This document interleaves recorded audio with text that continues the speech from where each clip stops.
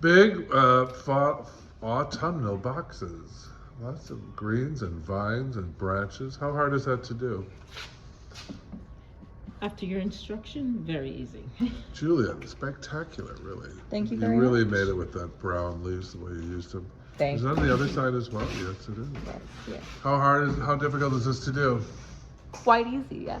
Once one establishes the main shape, form yeah. with the greenery, it becomes You're very out. simple You to fill the listens well, spaces. don't you, Julia? That's exactly what it is. You establish the form. That's so pretty. He's not even done yet. Ooh la la. All right. Here's our third contestant. How hard? She's got those unusual hydrangeas, roses, kale, sedum, all kinds of stuff. Birch branches, those brown and orange, very pretty. How did you get so much color in yours? I think the contrast of the You used bright it, yellow flowers with Yeah. the dark redder leaves makes a very nice pop. of Makes color, it yeah. pops. Everything else, it makes all the other stuff pop. Yes. All right, absolutely gorgeous. Very good. Thank you. Keep blooming.